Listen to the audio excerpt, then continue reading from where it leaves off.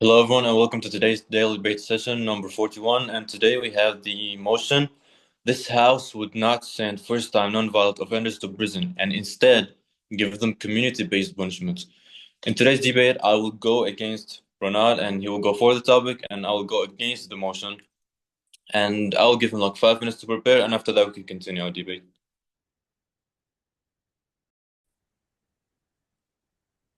And now we're back and we are ready to begin. As usual, we do this 3 minutes, 3 minute style where he goes first and introduces his argument, and then I'll respond with my own argument. Then he goes again, and then I'll go again. And in the third speech, he will refute what I said, and that's exactly the same thing I will do. You can begin.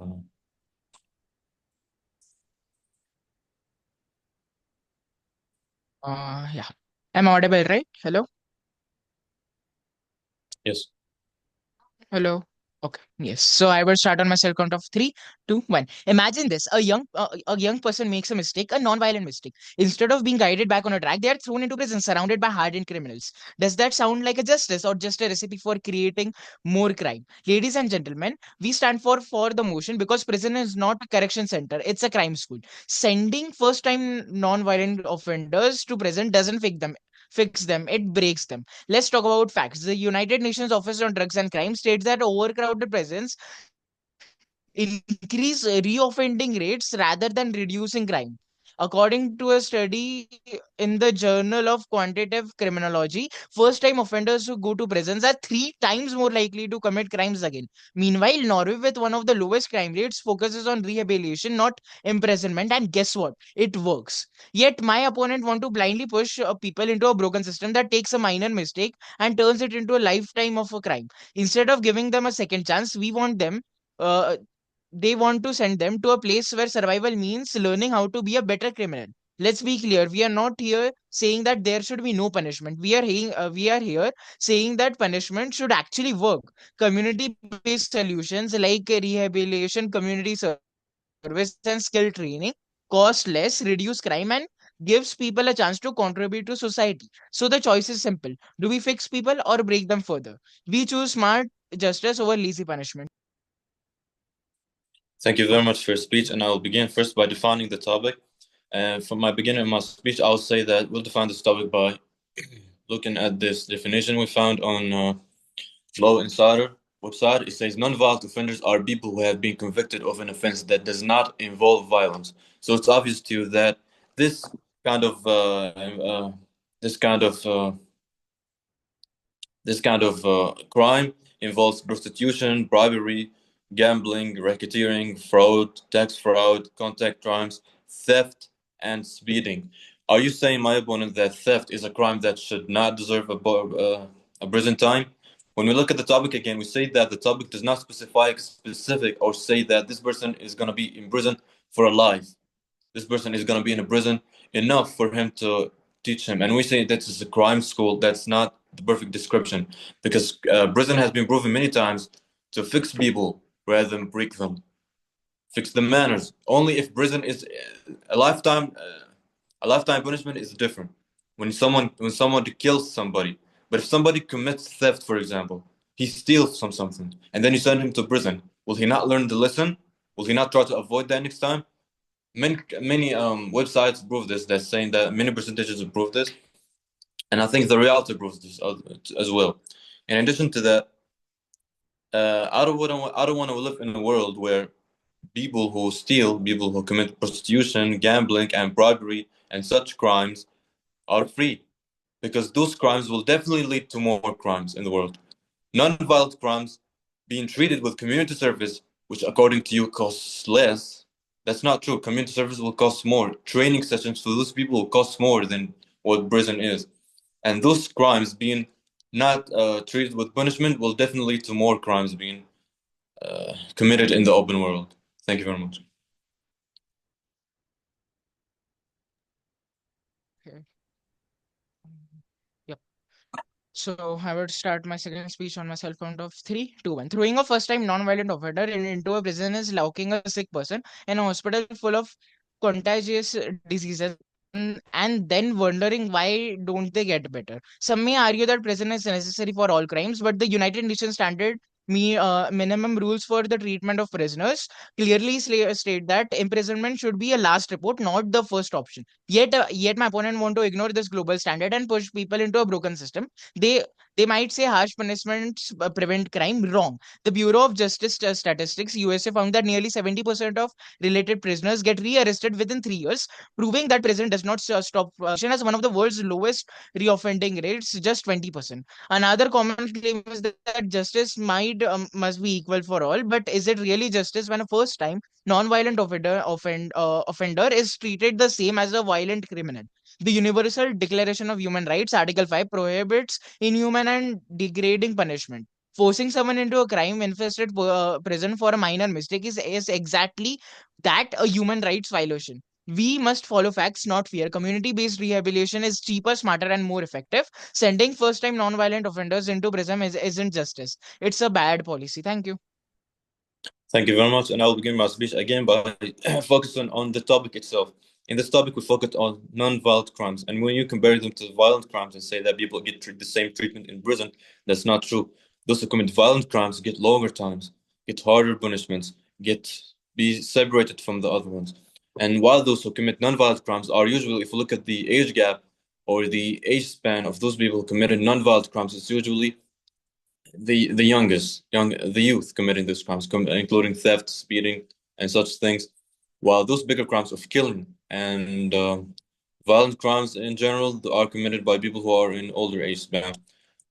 You cannot say that we are putting them in the same environment or get the same treatment because those who commit non-violent crimes usually get less time, usually learn the lesson, and usually go back into the open world again and stop trying to commit the crime.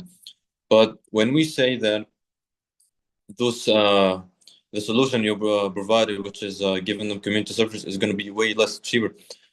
I'm not denying the fact that it's going to be beneficial for the world or beneficial for the community in general, but I'm saying that it's not a better solution because when you treat the punishment with a prize, because training, in my opinion, it's not a punishment. Training somebody to learn essential skill, yes, it's going to benefit the society, but to that person, it's a prize. So he can go and commit the crime again and then get rewarded. It doesn't work like that. When somebody commits a crime, he gets a punishment. You cannot call community service a punishment in the first place. It's not, it's completely wrong to call that one a punishment. It's more of a prize. It's more of a chance. Yes, I believe in second chances, but I don't believe that everyone who commits a crime, including those crimes that I named, which such as bribery, don't you think that bribery is a big crime? Theft, speeding, tax fraud, all of those things, they don't get rewarded, especially tax fraud. We're talking about millionaires committing those things. Sometimes millionaires, sometimes people, politicians. Do we give them community service? It does not make any sense at all, and that's all I have to say. Thank you very much. Now, in the third speech, I expect that you will try to refute some of my points in 1 minute or under, and I will try to do the same. And then you can summarize your argument. Okay.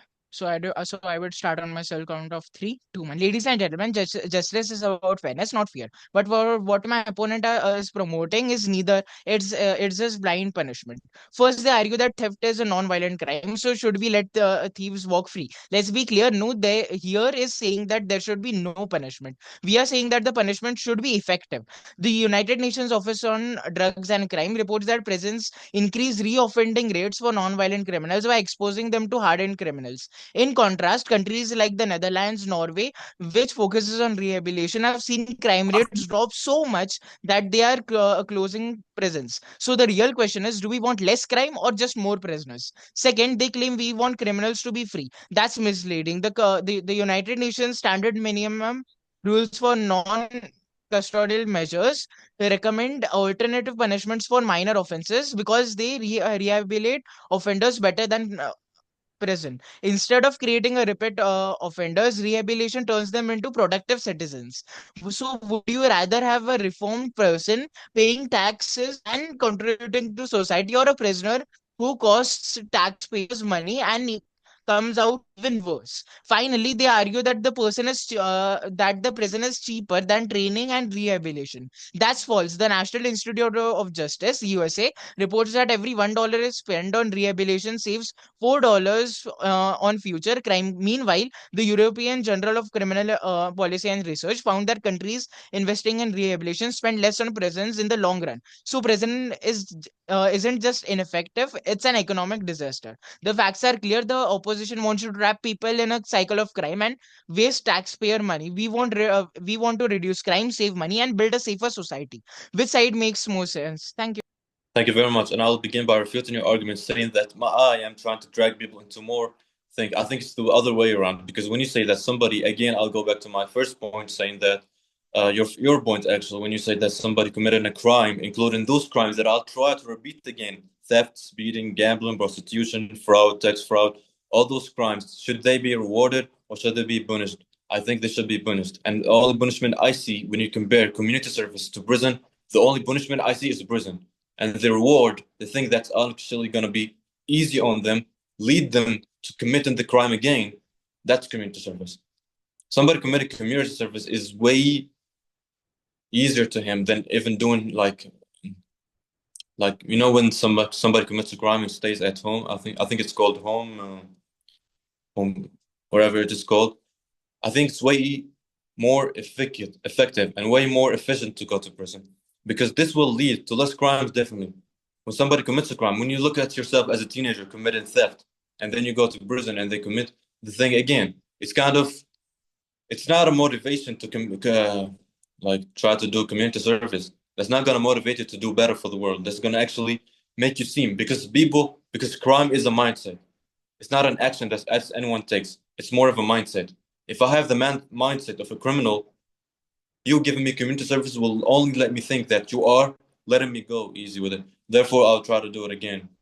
And more people will do it, because more people are thinking they're going to get community service because it's a law. And that's actually going to result in a bad disaster. And that's why today's world is not applying this rule. Not everyone gets community service. Not everyone committing crime, including theft, speeding, bribery. They don't all get community service in today's world, because I think those experts you just mentioned in the UN, they know. Yes, they look at the statistics.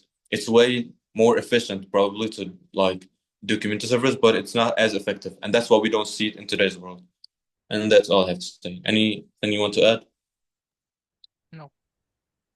All right, I think that's enough for today. And by that, we can say that our debate today is over. Thank you very much.